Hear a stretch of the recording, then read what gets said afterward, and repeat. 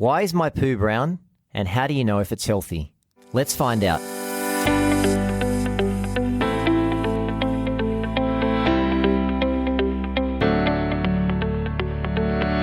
Welcome to 9 Minutes to Better Health, a podcast series that breaks down real science for you to use in your daily life. G'day, I'm Dr. Nick Fuller. I'm an obesity expert from the University of Sydney and RPA Hospital. The truth about obesity is it's a multifaceted problem. And on 9 Minutes to Better Health, I arm you with the science that you can use every day to answer important questions. Each podcast, I will tackle the latest research on interesting health and wellness subjects. I'll chat about topics like, do weight loss pills work? Is it okay to have full-fat dairy? Is it bad to have dinner late at night? But let's get back to today's podcast. Why is my poo brown, and how do you know when it's healthy? This is a great topic today, and one that is important to discuss because many of you listening probably struggle with your bowel movements, and it's often a result of poor lifestyle choices. It's also a topic that we often don't like to talk about.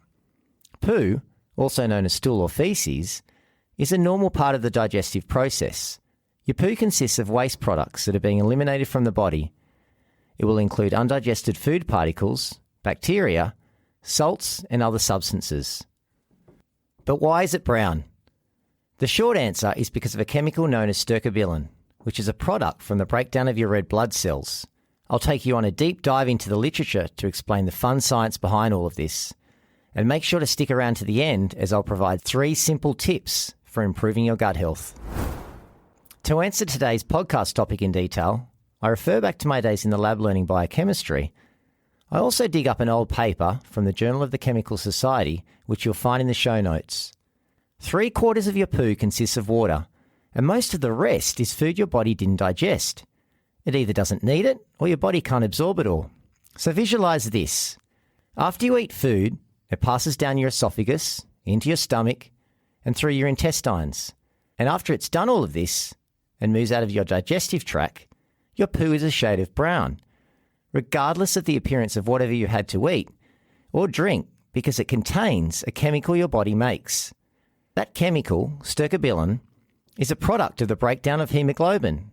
And hemoglobin is an iron-containing protein in red blood cells that allows oxygen to be transported around the body. Without stercobilin, your poo would look pale or even white.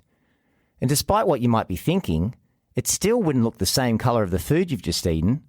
That's because the chemicals that give food many different colours are completely broken down in the digestive process. To dig even deeper into this science, let's go back a few more steps. Now I want you to picture this. Red blood cells live for about 120 days or 3 months before they are eventually recycled and replaced. As the hemoglobin they contain breaks down, a yellow protein called bilirubin gets produced.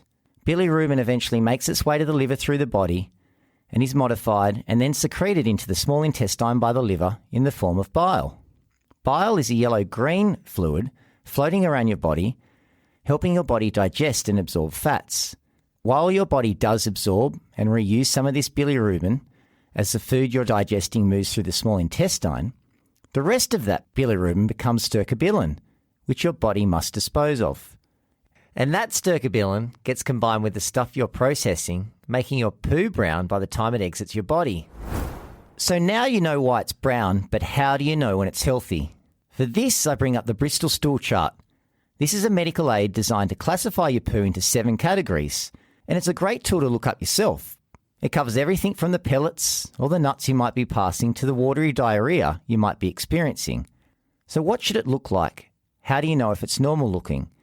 There are 6 key characteristics. The first one is colour. It should be medium to dark brown.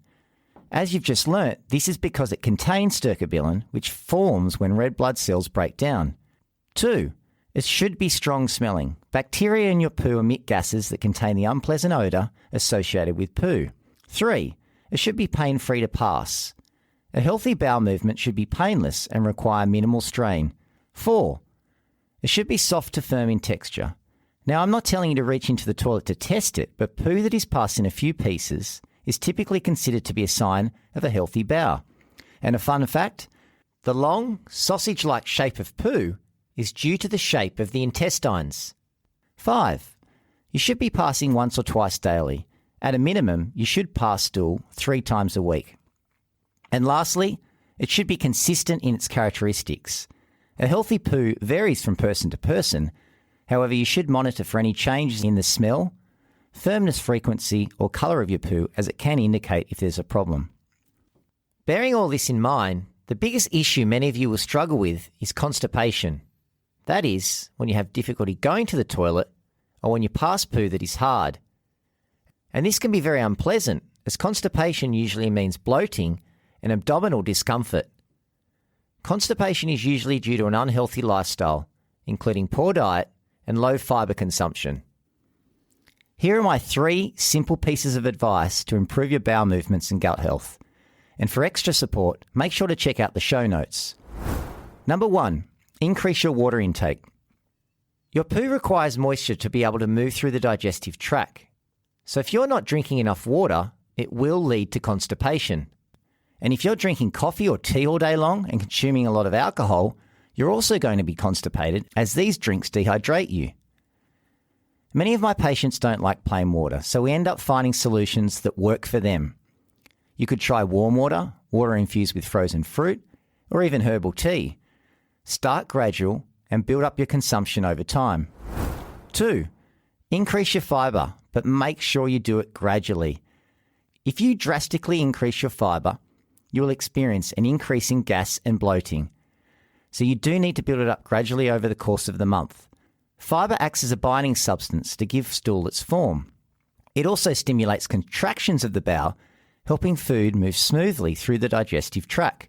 Fibre comes from foods like fruits, vegetables, beans, and whole grain carbs. Start by adding in a piece of fruit a day, and better still, one containing the skin, such as an apple, as the skin contains insoluble fibre, helping to move everything through your gut. And number 3, add in your daily exercise. This is important as physical activity helps relieve constipation because it stimulates the nervous system and helps the muscles and nerves in your gut to work better. What I'm saying is it speeds up how quickly the food you've eaten moves through your gut. Just 30 minutes of brisk walking per day will get your bowel moving. So you might be eating well, getting in your daily fibre, drinking water, but still constipated because you're not getting in your daily exercise. That's all for today.